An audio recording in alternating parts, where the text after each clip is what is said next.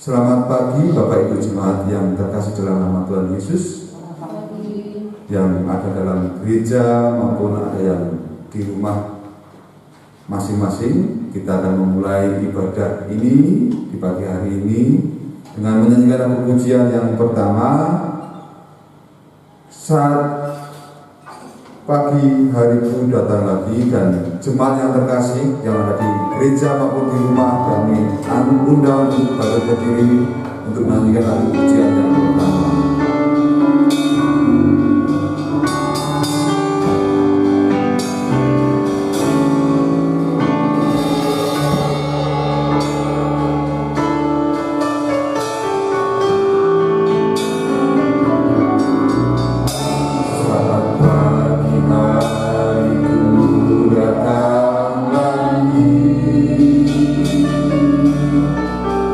Mengharap Tuhan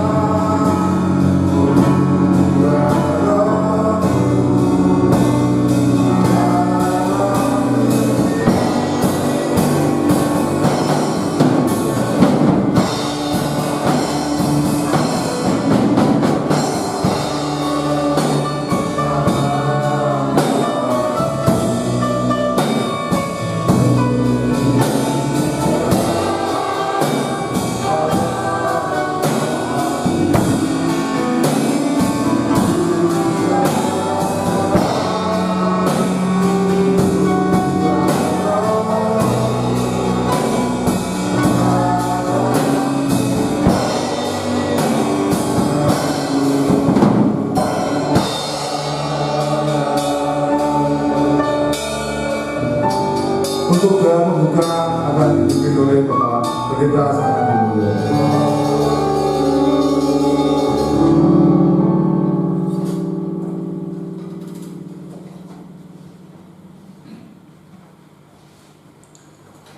Saudara kasih Tuhan, mari kita bersama-sama aku di depan Tuhan.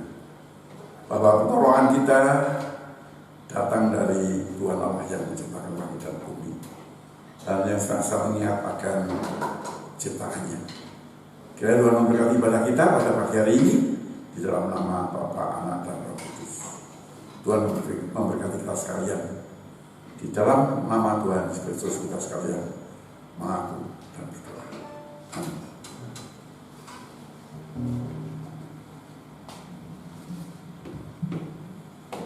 Jemaat kami persilahkan kembali.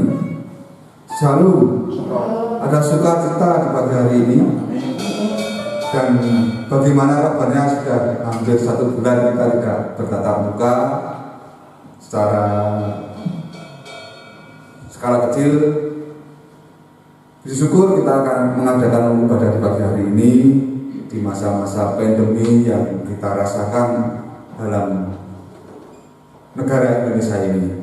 Tapi kami percaya ada tertulis dalam 1 Korintus 10 ayat 13 yang begini firman Tuhan, pencobaan-pencobaan yang kamu alami ialah pencobaan-pencobaan biasa yang tidak melebihi kekuatan manusia, sebab Allah setia dan karena itu Ia tidak akan membiarkan kamu dicobai melampaui kekuatanmu.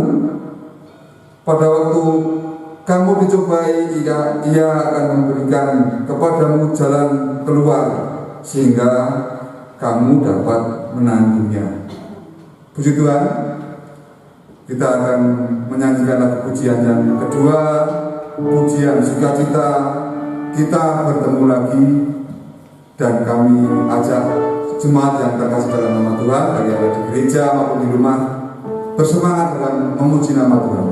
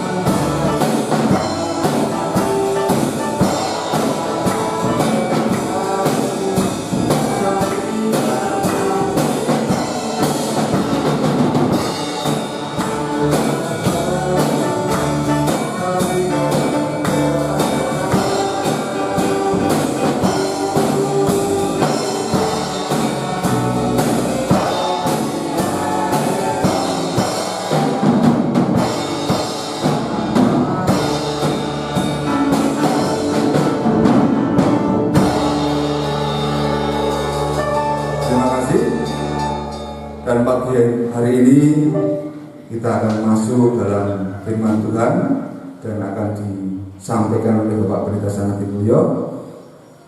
Kami undang jemaat yang terkasih yang ada di dalam gereja maupun yang ada di dalam rumah masing-masing jemaat untuk bangkit berdiri dan menyanyikan lagu pujian Kurindu sabdamu, kurindu firmanmu, untuk menyiapkan hati kita masuk dalam firman Tuhan.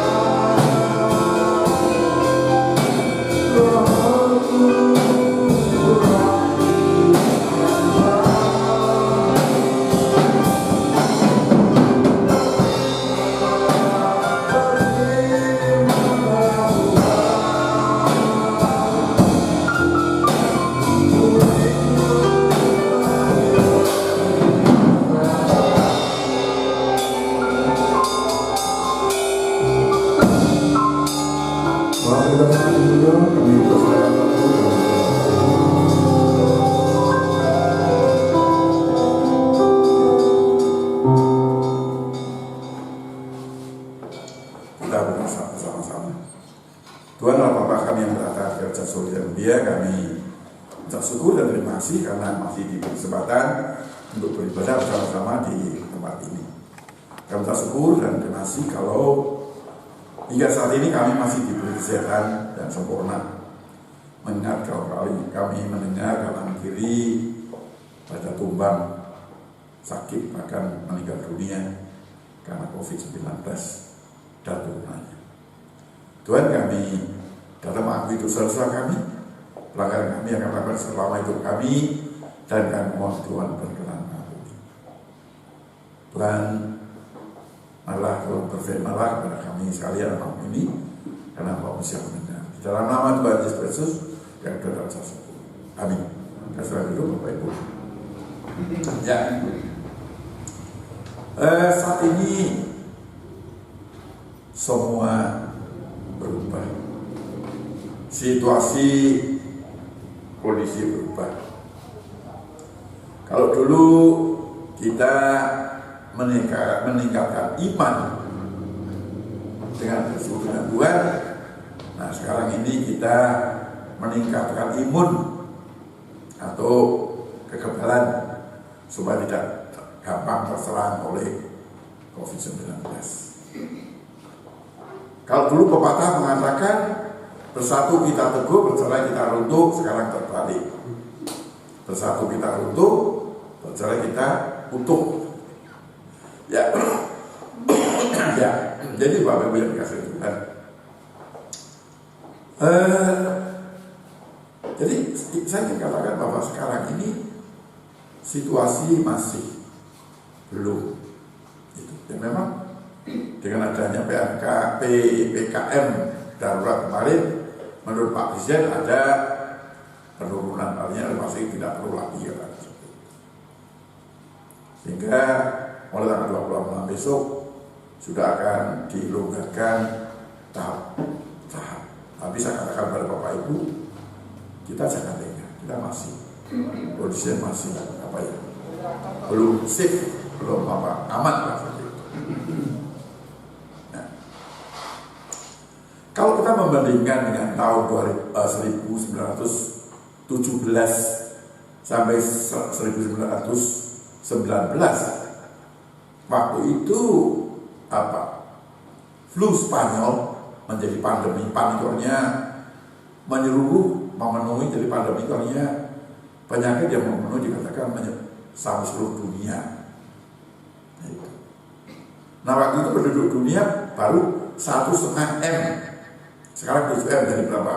Hampir 5 kali lipat. Nah waktu itu yang meninggal karena flu Spanyol itu kira-kira sekitar 100 juta. Jadi kalau 100 juta dari 1,5 miliar itu kira-kira ada sekitar 6% lebih, 6,3%, 3,3 seterusnya. Nah sekarang ini karenanya pandemi Corona 19 itu belum mencapai prosentasi sebesar itu. Kalau penduduk kita 7M, mungkin yang terkena belum sampai 100 juta. Ini sudah mengerikan lagi. Tapi kami membaca di media sosial, pandemi nanti akan menjadi endemi. Endemi itu penyakit biasa. Seperti misalnya kita kena flu, beli apa nanti sebelum. Nah COVID nanti akan seperti itu, akan menjadi pandemi. Kalau sudah memenuhi 3 syarat, yang pertama obatnya sudah ditemukan. Yang kemarin terakhir yang katanya itu namanya Vermetin. Tapi Vermetin sebenarnya obat cacing itu, diberikan 1 tahun sekali. Tapi katanya menurut penelitian bisa untuk mengobati corona, ya pokoknya alam itu aja tahu, kita tidak tahu. Nah, kalau obat sudah ditemukan, kemudian sudah terjadi herd immunity, herd itu kelompok. Jadi kekebalan secara kelompok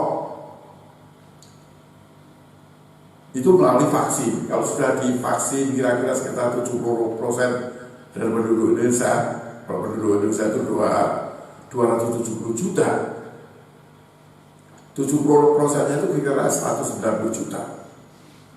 Kalau yang divaksin sudah sebanyak itu, kita sudah mencapai yang namanya herd immunity atau kekebalan sekelompok. Nah itu nanti pandemi akan menjadi endemi. COVID sudah menjadi seperti flu biasa. Itu katanya yang tahu ya ahli. Dan kita berdoalah supaya kita menjadi seperti itu. Oke. Jadi kemarin itu sudah kita Satari yang telah dibantuan sudah kena 40 hari. Memang kita tidak mengadakan pistol karena ya kondisi ya. Jadi tidak mengadakan pistol. Yang ingin saya katakan di sini, ya sebaik-baiknya orang itu pasti ada jeleknya. Pasti ada jeleknya. Makanya kita tidak usah terlalu mengkultuskan, tidak usah. Tapi sejelek-jeleknya orang, sejajarnya orang, pasti ada baiknya. Gitu. Nah demikian saudara kita Satari ya. Ya memang di mata saya, di mata itu kita orangnya adalah saya kadang-kadang susah kalau mau mengatakan. Sampai hubungan terakhir ini dari awal tahun 2021 sampai kemarin dia di Tuhan itu memang hubungan kami sebagai saudara agak kurang harmonis. Kenapa? Saya ini kan kakaknya, ya kan? Mestinya adik itu kan mesti menghormati kakak, ya kan? Mestinya. Dan setiap dia itu tak nasihati, dia masih melawan. Kadang-kadang mempermalukan saya. Ya. Makanya terus saya udah bisa serah, saya tidak mau nasihati apa-apa. Sehingga kesannya kesan orang ya. Kau ini mengajar lah, tidak mengajar. Kadang-kadang dia negur saya, kadang-kadang dia ngomong cacapi artinya anak gimana, ya baik. Jadi kesannya seperti itu. Mengenai sebenarnya enggak. Nah, itu. Jadi sampai Bu Sri ngomong saya, listrik kira sepuluh dan terus kata ya hanya dia ngomong tadi berbagi nyala habis itu tak ajarkan penyaris sana makan. Kemudian aku minta tolong dia ke berbahas ini cari buah karena cucu saya Arya itu kalau nebor saya ya, nanti kalau yang kasih aku diberikan anggur ya, jadi gitu. Ya, tapi ya artinya bagaimanapun juga kami sebagai keluarga ya merasa kehilangan, jujur merasa kehilangan. Gitu. Ya makanya kalau ada misalnya memperingati genap 7 hari, 40 hari, 100 hari. Artinya kita tidak berdoa untuk dia supaya dia selamat. Ya dia melihat kondisi-kondisi dia memang sudah dan baru hanya memang tidak mengatur pada dalam itu. Sehingga ketika kami korban tentang bagaimana itu lagi dia katakan korbannya dilintir, ya terserah aja. Ya itu Bapak Ibu yang kasih Tuhan. Jadi ya artinya yang sudah pergi ya biarlah. Yang ditinggalkan supaya kita belajar bagaimana itu orang percaya. Kita bawakan firman Tuhan dari Injil Lukas pasal 16. Injil Lukas pasal 16 ayat 19 sampai 31. Minta tolong ya, siap dibacakan.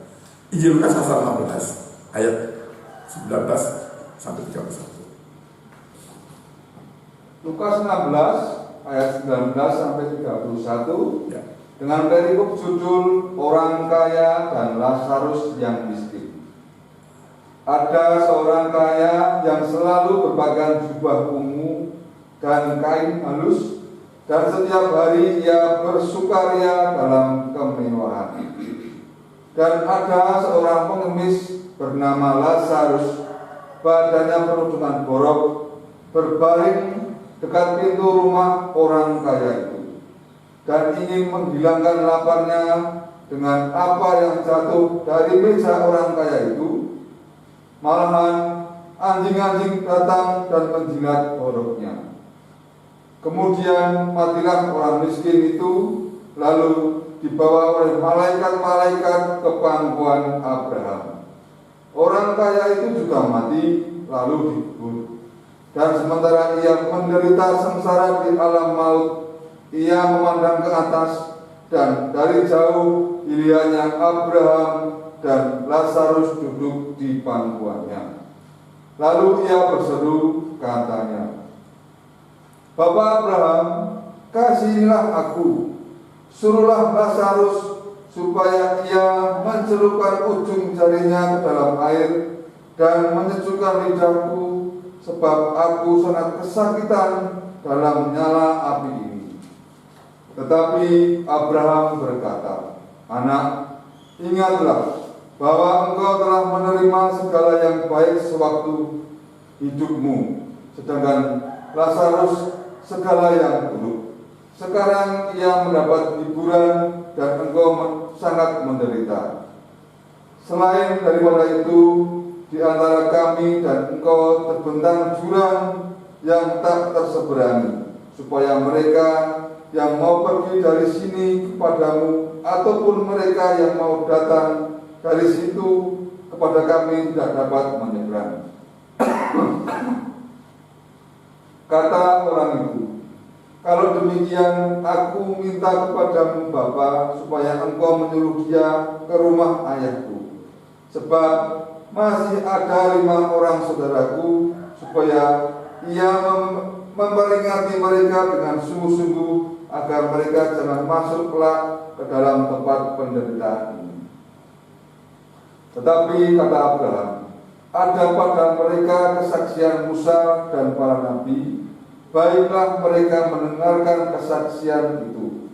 Jawab orang itu, tidak Bapak Abraham, tetapi jika ada seorang yang datang dari antara orang mati kepada mereka, mereka akan bertobat. Kata Abraham kepadanya, jika mereka tidak mendengarkan kesaksian Musa dan para nabi, mereka tidak juga akan mau diyakinkan, sekalipun oleh seorang yang bangkit dari antara orang mati. Oke, terima kasih. Bapak-Ibu yang dikasih Tuhan, satu hal yang saya tekankan di sini, yang membuat perumpamaan atau yang menyampaikan perumpamaan ini adalah Tuhan Yesus. Ya. Yang menyampaikan perumpamaan ini adalah Tuhan Yesus. Jadi kita harus percaya bahwa perumpamaan ini adalah benar, ya kan? Karena yang menyampaikan Tuhan Yesus. Mungkin kalau yang menyampaikan saya bisa tidak benar. Oke. Jadi perumpamaan ini adalah perumpamaan yang benar. Kemudian yang dinyatakan di sini, yang disampaikan di sini adalah satu orang kaya yang teramat kaya. Kemudian yang kedua, orang miskin yang teramat miskin atau sangat miskin. Nah, dijelaskan di sini. Orang kaya itu selalu berpakaian indah, kan? Orang kaya itu selalu berpakaian indah. Karena saja namanya orang kaya. Memakai jubah ungu. Nah, jubah ungu itu adalah jubah yang hanya dipakai oleh keluarga istana raja atau bangsawan. Atau setidak-tidaknya orang yang kaya. Karena pakaian seperti itu bukan pakaian yang harga murah. Sekarang ini pakaian itu harganya mahal jutaan. Tapi juga ada yang harganya murah. Kalau kita beli di pasar, itu bisa misalnya dasar harganya hanya 30.000. Atau pakaian apa harganya sekian. Tapi kalau orang kaya suruh beli pakaian itu ya malah itu. Ya, dia orang kaya pakaiannya bagus dan selalu pesta pora. Kalau bahasa Jawa itu pesta ngewa-ewake, orang kaya kan. Ngewa-ewake itu berarti seperti membuat orang lain itu gimana gitu. Itu orang kaya. Jadi kita bisa bayangkan kayak apa. Kemudian ada orang miskin namanya Lazarus. Badannya penuh bolok, luka-luka. Mengapa? Nah, orang miskin itu bisa diartikan orang yang income-nya tidak sesuai dengan standar yang oleh PBB. Nah, misalnya orang yang batas miskin itu misalnya hasilnya tiap bulan itu misalnya tiap tahun misalnya sekian juta. Jadi per bulannya itu hanya tidak sampai 1 juta, itu namanya miskin. Tapi masih bisa makan, gitu loh. Tapi Lazarus ini miskin pada buru-buru, artinya itu mau berubah tidak ada uang, ya kan? Kalau bahasa itu kan berubah tidak ada uang kan? Karena saking miskinnya. Nah, dia juga tidak bisa cari makan. Buktinya apa? Dia jaga ke goglokan roti saka meja. Jadi pokoknya ya makanan-makanan yang suka ini lah. Jadi dulu saya ingat ya, di AKP sana itu ada namanya Porakta. Bahkan olahraga orang bersenjata waktu tahun 60-an sama masih kecil. Bisa sekitar kelas 4 tahun SD. Nah itu di dekat kali Blendangan itu dulu itu ada namanya tempat yang untuk membuang bekas-bekas makanan. Ya saya lah kecil yang biasa. Ke situ ambil ada tahu, ada apa itu bekas makanan orang. Saya nggak bisa ada malukan. Terus di dekat saya itu ada itu kan pasar dulu dengan makan-makannya kadang-kadang dibuang di situ. Nah anak kecil itu suka istilah namanya ngetol atau apa. Nah itu. Nah Lazarus seperti itu mencari makanan-makanan murah gitu loh. Itu pun tidak dapat. Bahkan di palanya anjing, pura-pura dijilati kan?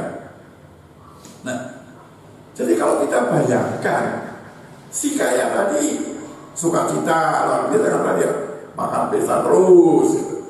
Pesta terus. Sampai dulu saya punya mahasiswa dari Klaten itu, biora macan itu ulang tahun terus, pesta terus.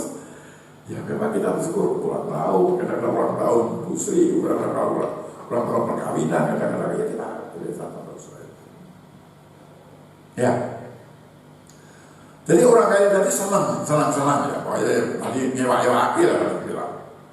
Nah, si miskin ini penderita kenapa? Mau cari makan tulang baik orang lakon, malah diparani anjing-anjing dijeli pondoknya. Nah, kemudian karena saking ngelesnya, ya kan, ngeles kan. Akhirnya Lazarus lagi mati. Satu hal yang ingin saya sampaikan di sini, ketika Lazarus mati kemudian dijemput oleh malaikat. Coba. Di dunia ini kan kita semua memandang orang miskin itu tidak dihargai, ya kan? Orang miskin itu disio-sio, betul kan? Tapi di mata Tuhan, ketika si miskin Lazarus itu mati, dijemput oleh malaikat dibawa ke pangkuan Abraham. Jadi Bapak Ibu yang kasih Tuhan, ingin saya katakan di sini, kalau kita ini menjadi orang miskin tidak usah susah. Miskin di hadapan manusia, tapi kaya di hadapan Allah, ya kan? Orang miskin itu pewaris kerajaan Allah. Itu dibawa ke pangkuan Abraham. Nah, orang kaya juga mati. Nah, Bapak Ibu yang kasih Tuhan, kita kan tahu ya, kalau namanya orang kaya pasti relasinya banyak, betul? Teman-temannya banyak. Sehingga kita yang ketika dia mati, yang layak pasti banyak. Ya, beda orang miskin, orang kadang-kadang matinya saudara, kadang-kadang rakopen. Nah, rakopen. Mungkin kadang-kadang tidak ketahuan, gitu kan. Orang kaya sudah mati lalu dikubur. Nah itu yang pertama di situ. Kondisi orang kaya dan miskin ketika mereka masih hidup dan sampai mereka mati. Orang miskin mati dijemput malaikat bawa ke orang Abraham, ya kan? Orang kaya mati dikubur, ya, gitu kan? Itu kebiasaan duniawi. Jadi ada orang miskin ini nasi kaya sama kubur hartanya, terus juga akhir raya. Itu problemnya biasa. Nah, kemudian situasi setelah mereka mati. Nah, orang kaya yang di dunia ya pokoknya orang kaya yang di dunia itu kepomo kalau kita bilang. Nah, setelah di dunia kematian dia menderita. Kan di sekitarnya api menyala waktu itu panas. Nah, kita bisa bayangkan kalau orang mati masuk neraka itu seperti itu. Nah, tempat di mana Lazarus ada itu disebut istilahnya ya intermediate state, tempat sementara. Nah, itu. Atau istilahnya Seol, bahasa Ibrani atau Hades bahasa Yunani. Tapi pokoknya tempat papa saya ora enak lah. Itu. Kan jenengin rokok, jenengin apa terserah. Tapi tempat yang tidak enak, panas. Saya tuh kadang-kadang kalau Pak musim panas itu tidur di kamar, wah, supaya zaman. Nggak bisa saya ambil bantal, ambil sarung, blusur di teras itu. Ya, kasih bisa kamu sampai pagi. Kalau sekarang musim dingin tidak berani, kita tetap dingin. Ya, jadi orang kaya tapi menderita di tempat yang panas karena api menyala tadi. Nah, dia melihat Lazarus, Abraham dan Lazarus ada di pangkuannya. Jadi ada di pangkuannya itu tidak berani dipaku, itu bukan ya. Tapi ada di pangkuan Abraham itu artinya kesanding. Artinya duduk sama-sama lah itu. Dia enak. Dia dengan Pak Abraham dia sangat kenal itu. Padahal orang miskin waktu di dunia itu ramah saya juga tadi. Diacuin banyak orang. Tapi sekarang dia ada di pangkuan Abraham. Nah, coba bayangkan. Wong sugih di sini dunia mewah, saat ini menderita. Lazarus sing dhisik arep mangane rekoso ngenes, sekarang di pangkuan Abraham. Itu namanya alam walian. Alam walian. Nah, di sini karena konteksnya itu masih konteks Taurat, itu tidak ada beriman pada Tuhan, sudah ada. Tapi hidup atau selamat itu ditentukan dari hukum Taurat berdasarkan perbuatan. Nah, mestinya orang kaya itu dia harusnya berbelas kasihan, suka donor, dia suka memberi, tapi ini tidak, kaya dinikmati sendiri. Nah, itu. Nah, kemudian orang kaya berseru, Bapak Abraham, suruh Lazarus mencelupkan jalannya ke air dan ditaruhkan ke mulut saya supaya saya usah di sini itu panas. Nah, itu. Dia berteriak, berseru, minta suruh supaya Lazarus mencelupkan ini, kemudian diteteskan itu. Kemudian Bapak Abraham bilang apa? Anakku nggak bisa. Nah, kemudian dia mengingatkan dulu kamu waktu di dunia wis opo-opo sing ndak kok karepe keturutan. Kalau orang segitu. Sedangkan Lazarus enggak. Nah, sekarang gantian lah. Nah, gantian. Nah, dulu maaf ya, cerita sedikit. Ketika Mas Pronil itu mau nikah dengan Pak Pati, waktu itu mereka kan masih kecil.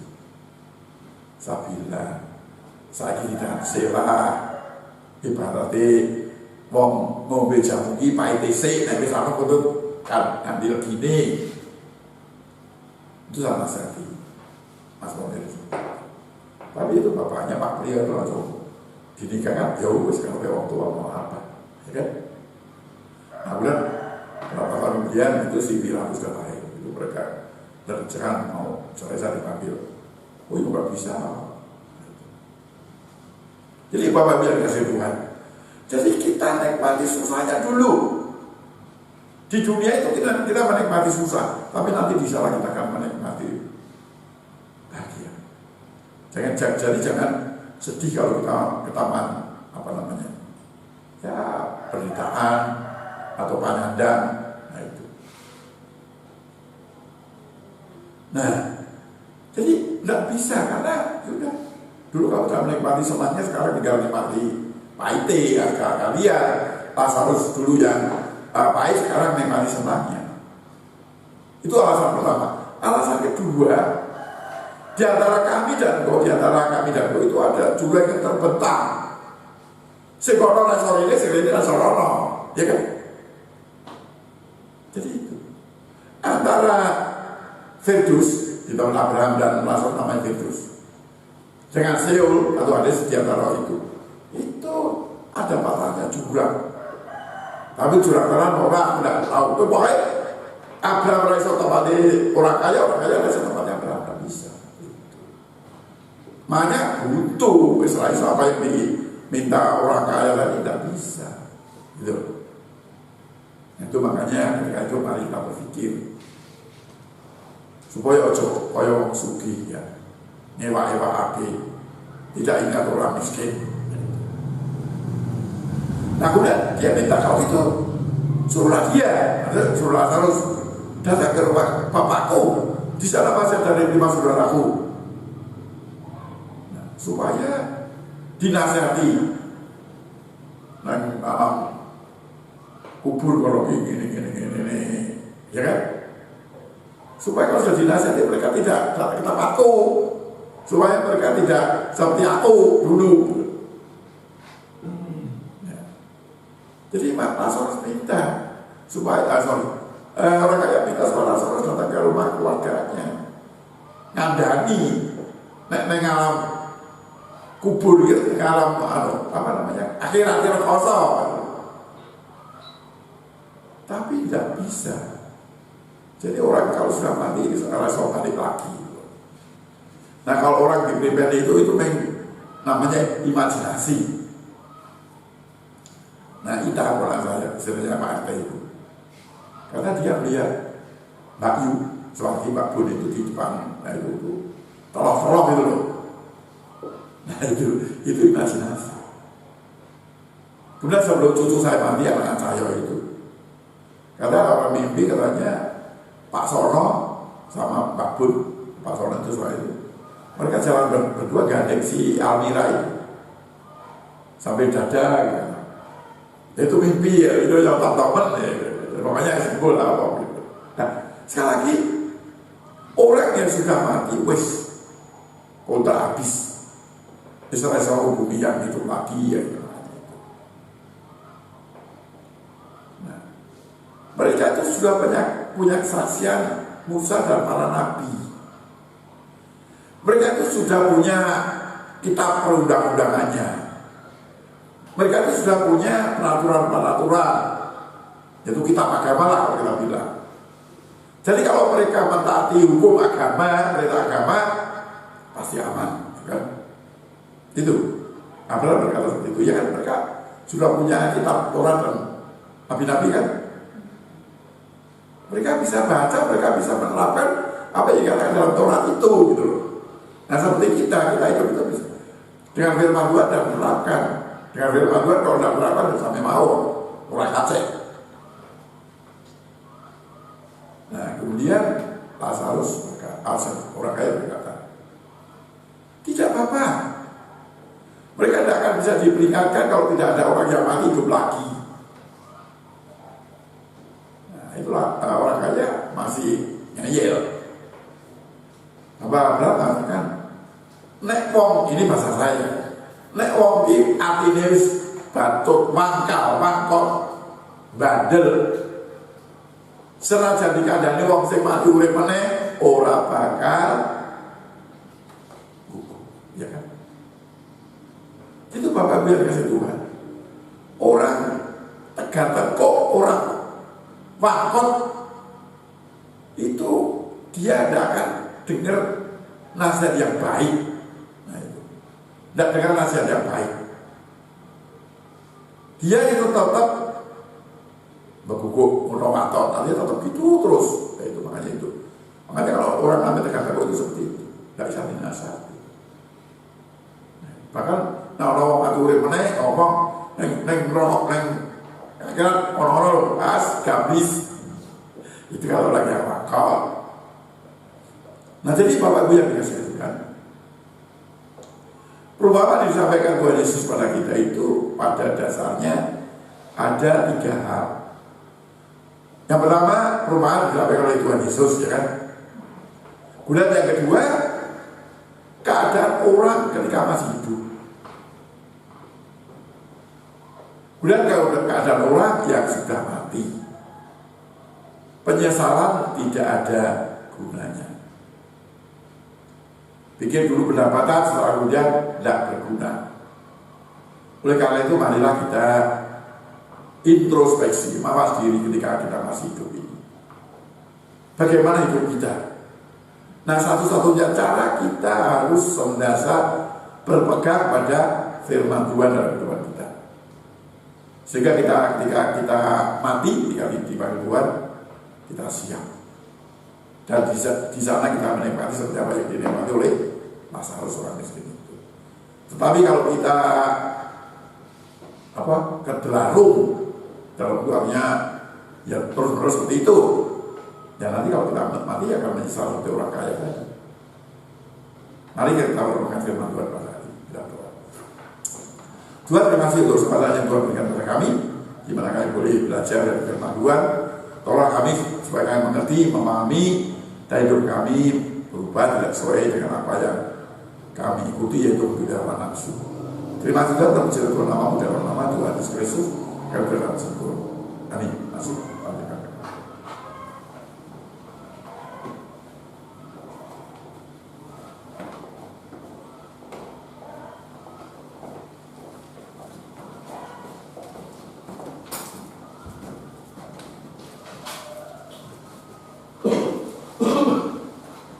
Puji nama Tuhan, firman yang disampaikan dari Bapak Samadi kiranya menjadi berkat untuk kita semua yang ada di gereja maupun yang ada di rumah. Tiba saatnya kita akan mengembalikan berkat daripada Tuhan, dan seiring kantong persembahan diedarkan atau dijalankan, kita akan menyanyikan lagu pujian Betapa Hatiku Berterima Kasih Yesus.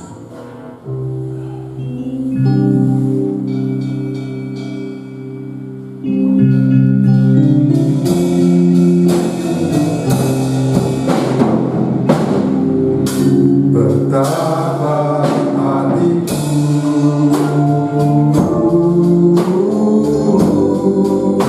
berterima kasih.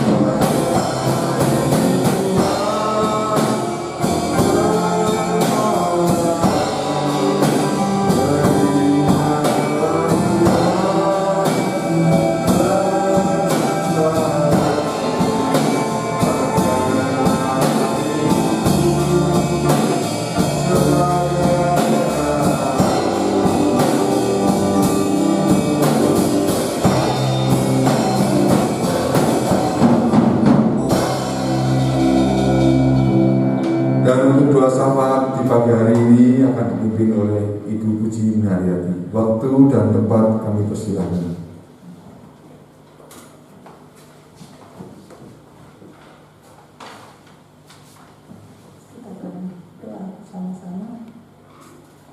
Bapa surga, Bapa yang kami sembah, kami muliakan dalam Tuhan Yesus Kristus. Kami bersyukur Tuhan kalau pada pagi hari ini kami boleh bersama-sama datang ke hadirat-Mu, memuji nama-Mu, bahkan mendengarkan firman-Mu. Kami juga bersyukur Tuhan kalau pada pagi hari ini juga kami boleh datang untuk menaikkan doa-doa syafaat kami. Namun sebelum itu Tuhan, kami membuka hati, mengaku di hadapan Tuhan untuk segala dosa dan kesalahan kami.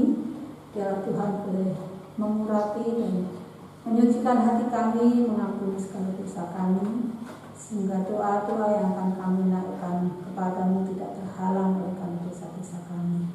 Bapa, kami bersyukur pada pagi hari ini karena Tuhan juga sudah memberikan kesempatan kepada kami untuk kami mengumpulkan sebagian berkat yang Tuhan limpahkan kepada kami. Biarlah persembahan kami boleh berkenan di hadapan Tuhan. Bapa surga, saat ini kami menyerahkan untuk jemaat-Mu, baik yang hadir pada pagi hari ini di gereja maupun yang beribadah di rumah masing-masing. Kami menyerahkan ke dalam tangan kasih Tuhan. Biarlah Tuhan senantiasa akan melimpahkan berkat-Mu kepada mereka.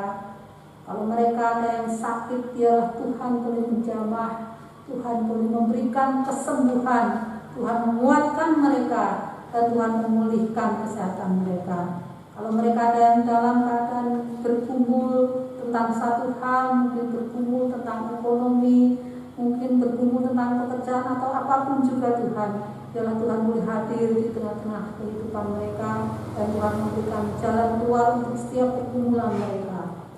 Kalau mereka ada yang bergumul untuk sekolah bagi anak-anak kami, biarlah Tuhan juga boleh hadir di tengah kehidupan anak-anak kami, sehingga anak-anak kami boleh belajar dengan baik, dimampukan oleh Tuhan untuk mengikuti setiap pelajaran yang diberikan secara online oleh guru-guru mereka.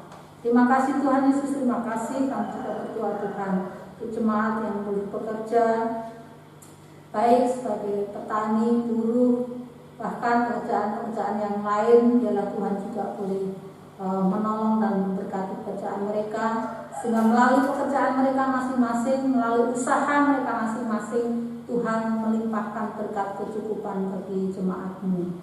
Terima kasih Tuhan Yesus, terima kasih. Saat ini juga Tuhan, kami boleh menyerahkan juga untuk pekerjaan Tuhan yang sementara ini kami harus menjalankan pekerjaan Tuhan secara daring. Sementara juga ada banyak program yang terkendala oleh karena pandemi ini Tuhan. Kami mohon kepadamu Tuhan juga boleh campur tangan. Ialah apapun yang kami lakukan di dalam pekerjaan Tuhan, Tuhan boleh berkenan memberkati sehingga jemaat masih tetap dikuatkan melalui pekerjaan Tuhan yang boleh berjalan. Terlebih hamba-Mu yang melayani pekerjaan Tuhan ini, Tuhan senantiasa memberkati, memberikan kemampuan.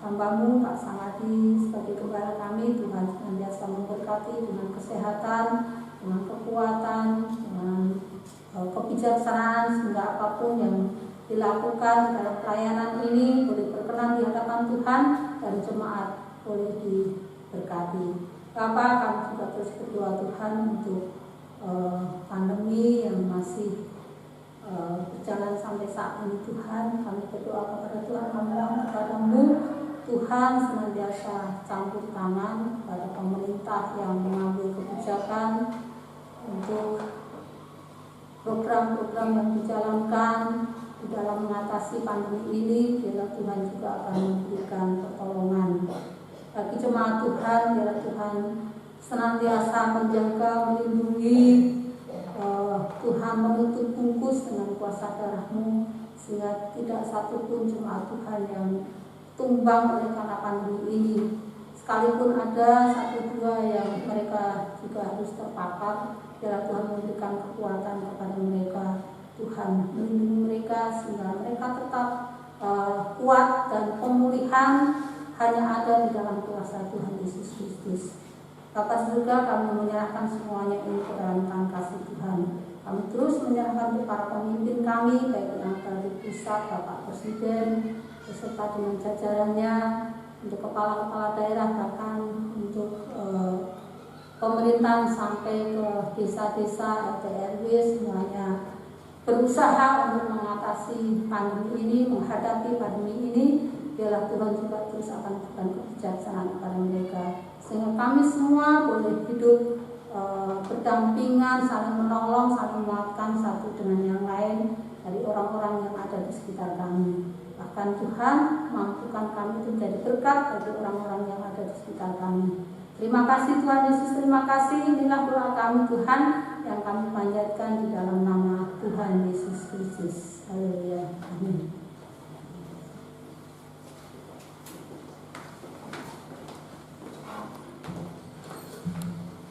Tiba saatnya kita akan mengakhiri ibadah di pagi hari ini, dan kami mengundang jemaat yang terkasih dalam nama Tuhan di dalam gereja maupun yang ada di rumah untuk bangkit berdiri dan menyanyikan lagu pujian yang terakhir, Oh Tuhan pimpinlah langkahku, dan doa berkat dan doa penutup akan dipimpin oleh Bapak Pendeta Sanadi Mulyo.